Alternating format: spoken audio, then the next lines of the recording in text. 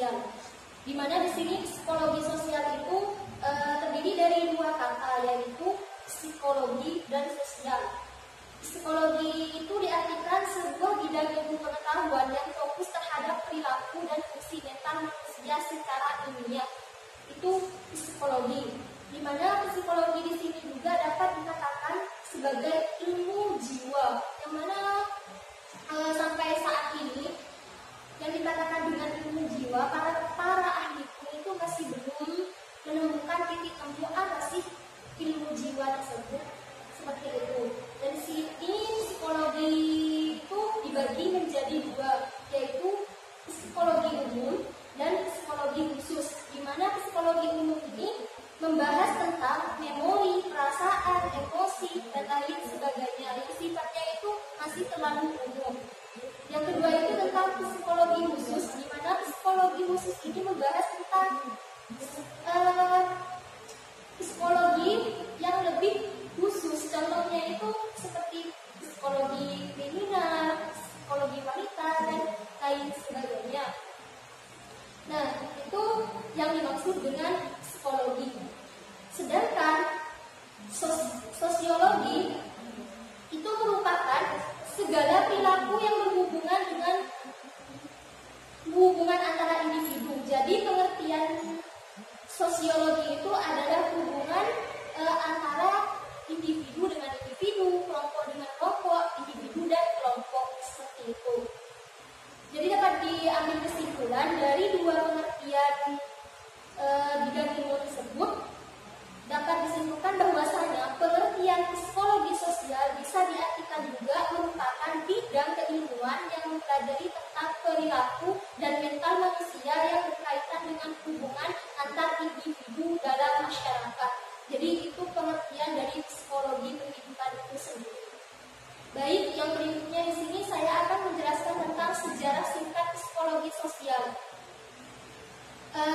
Membahas sejarah otomatis tidak terlepas dari masa lalu atau tentang sejarah singkat psikologi, yang mana kalau berkata tentang sejarah pasti kita itu akan menyebutnya awal pertama kalinya psikologi sosial itu ada, seperti itu.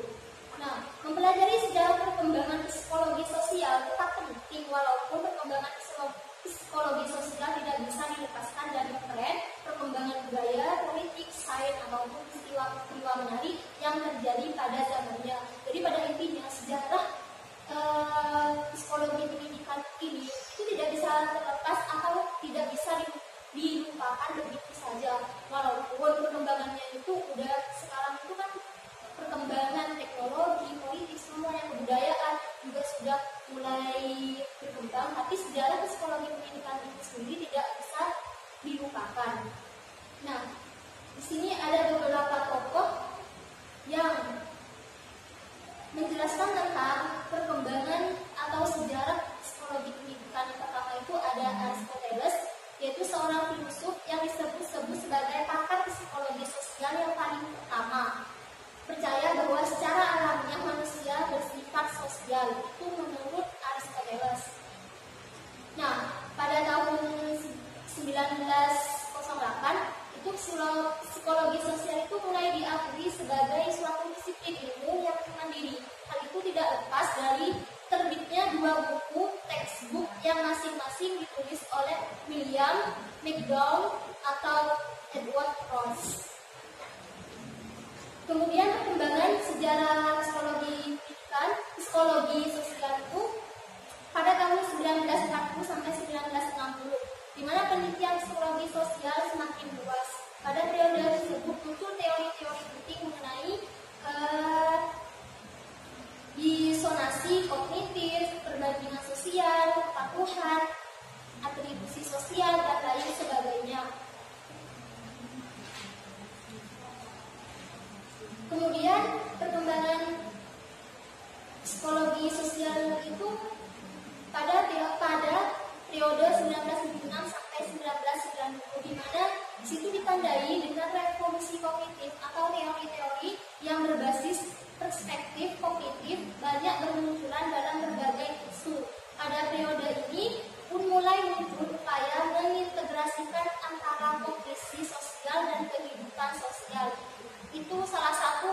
sejarah singkatnya dari psikologi sosial. Mungkin hanya itu. Baik, yang materi selanjutnya saya akan menyampaikan tentang metode dalam psikologi sosial. Dalam psikologi sosial itu ada beberapa metode yang digunakan. Yang pertama yaitu metode eksperimen. Metode eksperimen merupakan salah satu prosedur penelitian kuantitatif yang bertujuan untuk mengetahui dampak treatment terhadap subjek penelitian. Nah, metode eksperimen ini digunakan oleh peneliti itu untuk mengetahui dampak dari pengakuan kita terhadap subjek yang kita teliti.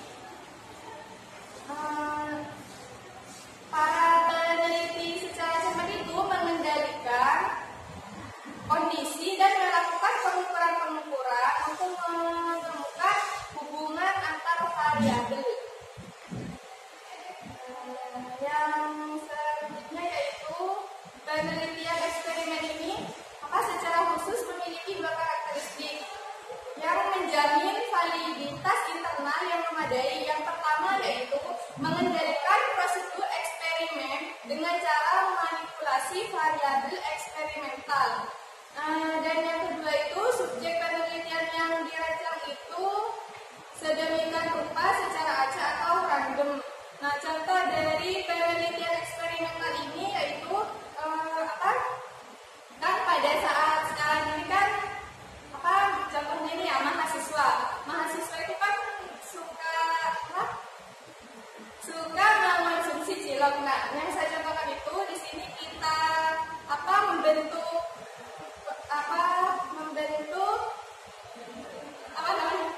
kelompok. Yang satu ini kelompok eksperimen dan yang satu ini kelompok pembanding.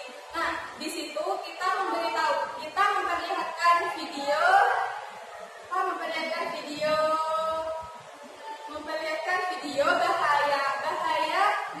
bahaya terlalu banyak mengonsumsi cilok. Nah, dari situ nanti kan kita akan mengetahui respon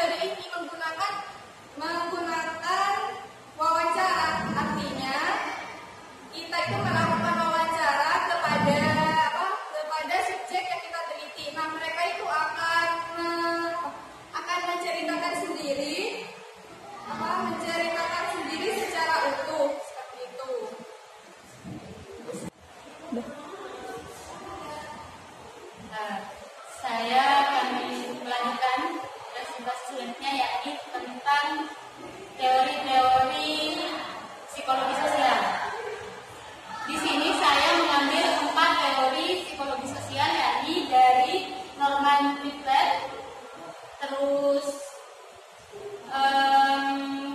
Leon Festinger, dan ketiga Henry Tajfel sama Moscovici. Teori yang pertama yakni dari Norman Triplet, social validation, yakni Norman Triplet di sini meneliti bahwa terdapat perbedaan catatan waktu rata-rata 5,15 detik per mil sampai 25 mil antara pembalap sepeda yang berpacu melawan waktu dengan pembalap sepeda yang berpacu melawan sesama pembalap sepeda. Jadi Norman Triplet di sini menyimpulkan bahwa kehadiran orang lain secara fisik ternyata bisa mempengaruhi seseorang. Jadi dari penelitiannya tadi itu Norman Triplet itu menyimpulkan bahwa terdapat perbedaan antara orang yang berpacu sendiri dengan orang yang berpacu melawan seseorang yang ada di sampingnya. Yang kedua yaitu teori cognitive dissonance. Teori cognitive dissonance ini yaitu terjadi konflik antara unsur-unsur kognitif, maka akan muncul perasaan tidak nyaman dan akan termotivasi untuk mengurangi perasaan tidak nyaman tersebut dengan mengubah sikap atau perilaku kita. Jadi secara kognitif kita merasa tidak nyaman terhadap diri kita. Jadi karena perilaku kognitif itu yang menyebabkan kita tidak nyaman, akhirnya kita merubah perilaku terhadap diri kita sendiri. Terus yang ketiga yaitu teori identitas sosial menurut Henry Tajfel. Di sini ada empat kategori dari teori identitas sosial. Teori ini menyatakan bahwa setiap orang mempunyai kecenderungan untuk mengategorisasikan dirinya dalam satu atau beberapa kelompok. Jadi ada kelompok pertama itu adalah bahwa setiap orang seringkali menempatkan dirinya dan orang lain dalam kategori-kategori.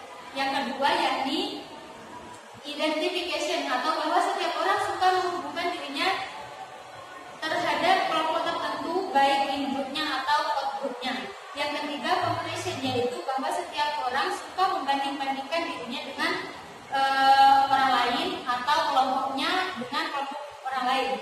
Yang keempat yaitu psychological distinctiveness, yaitu bahwa setiap orang menginginkan identitasnya berbeda dengan orang lain, jadi tidak ingin disamakan dengan orang lain. Terus yang keempat yaitu teori social representation oleh Moscovici. Social representation menganggap individu dan dunia sosial itu tidak bisa dipisahkan. Jadi kalau misalkan psikologi dan sosial, psikologi itu kan terhadap individu seseorang sendiri. Tapi menurut Moscovici ini, individu dan sosial itu tidak bisa dipisahkan. Nah, individu itu pasti akan terpengaruhi oleh kehidupan sosialnya. Jadi, social representation adalah sistem nilai, ide ataupun praktik yang bersifat individual sekaligus sosial. Sekian dari saya.